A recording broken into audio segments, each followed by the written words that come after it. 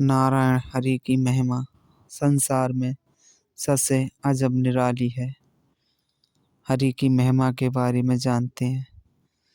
आओ, हरि की महिमा जानने से पहले हमारे चैनल को सब्सक्राइब कर लें, जिससे कि हमारा हौसला बढ़े, हम नई नई कहानी लेके आएँ। अगर आप हमारे चैनल को सब्सक्राइब कर लेते हैं, हमारा हौसला बढ़ जाता है और हम फिर नई एक कहानी और लेके आते हैं। ज्ञानवर्धक, शिक्षा योग्य कहानी मिलेंगी। और आप जब कहानी सुन रहे हैं तो कमेंट में लिखकर बताएं आप कहाँ से सुन रहे हैं। आओ जानते हैं नारायण हरि की महिमा के बारे में। एक राजा हुआ करते थे। वो सारा राजपाट छोड़कर वनों में भक्ति करने चले गए। भक्ति करने से पहले उन्हें नारायण हरि के बारे में जानकारी नहीं थी।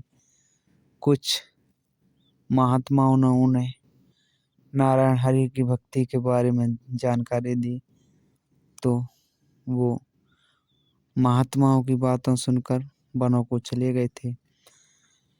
कुछ समय उन्होंने भक्ति की, कुछ टाइम उन्हें भक्ति करने में लगा, कुछ वर्षों बीते तो उन्हें ज्ञान, सद्ज्ञान मिला। ज्ञान तो सभी के पास होता है, उन्हें सद्ज्ञान मिला, सत प्रकाश मिला, जो परमात्मा का सद प्रकाश होता है, सद्ज्ञान होता है। आज के टाइम में ज्ञान सभी के पास है। ज्ञान किसी के पास कम नहीं है। ज्ञान एक दूसरे को नीचा दिखाने का ज्ञान, एक दूसरे को गिराने का ज्ञान, लेकिन नहीं, उन राजा को सद्ज्ञान मिला। सद्ज्ञान मिलने के बाद उनके मन में आई, क्यों ना इस ज्ञान जो परमात्मा की तरफ से सद्ज्ञान मिला है, नारायण हरि की तरफ से सद्ज्ञान मिला है, क्यों ना इसको फैलाया जाए। जैसे मुझे एक महात्माओं ने बनाया, मुझे एक महात्माओं ने ज्ञान दिया, सद्ज्ञान दिया, वैसे ही क्यों ना मैं इस सद्ज्ञान को आगे बढ़ाऊं, जिससे कि सतयुग दोबारा से स्थापित हो। तो वो वहाँ वनों को छोड़कर शहर या गांव की तरफ चले आए। जिस शहर को वो छोड़ के गए थे, अपने को राज्य को छोड़ के गए थे, वहीं आए, तालाब के किनारे बैठ गए। फटे हुए कपड़े थे और बिना नहाए धोए हुए थे। उन्हें अपने महल के मंत्रियों को या अपने महल के दरबारियों को कुछ सिखाने के लिए कि ज्ञान, सद्ज्ञान क्या होता है। वहाँ मंत्री लोग आए, उनको पहचाना। पहले से उनकी जटाएं बड़ी बड़ी हो गए थे, बाल बड़े बड़े हो गए थे। बड़ी मेहनत से पहचाना, नाम पता पूछा, तो उन्होंने साफ इनकार कर दिया, मैं पहले था, अब नहीं, अब मैं नारायण हरि का दास हूँ। तो मंत्रियों ने बहुत कहा, नहीं, आप राजा हैं, राजा ही रहेंगे, आपकी बिना आपकी गद्दी खाली पड़ी है। लेकिन उन्होंने साफ मना कर दिया। वो जो अपने फटे हुए कपड़े सिल रहे थे सुई से, उन्होंने उस सुई को निकाला, धागे से अलग किया और उस तालाब में फेंक दी। तालाब में फेंकने के बाद मंत्रियों से कहा, संतरियों से, दरबारियों से, जाओ, अगर आपने ये सुई जो मैंने फेंकी है, इसको अगर वापस ला देते हो इस तालाब से निकाल के, तो मैं राज में वापस चलूँगा।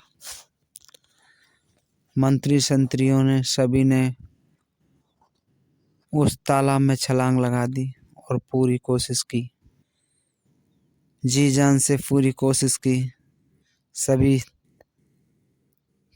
यंत्र अपनाए, लेकिन वो सुई उनको नहीं मिली।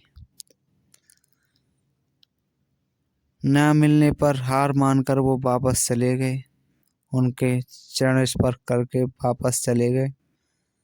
वापस जाने से पहले वो जो पहले राजा थे उन्होंने एक दिखाया कि ये राजपाट किसी के काम का नहीं है, ये तो सिर्फ दिखावा है। परमात्मा का नाम ही एक सार है, बाकी सब बेकार है। नारायण हरि का ही नाम एक सार है, बाकी संसार में सब बेकार है। जीना मरना ये तो प्रकृति का नियम है, जो परमात्मा का होता है प्रकृति भी उसका साथ देती है। देखना चाहते हो प्रकृति कैसे साथ देती है? मंत्री बोले, जी महाराज। उन्होंने तालाब की तरफ इशारा किया। उस तालाब में मछलियां भी हुआ करती थी।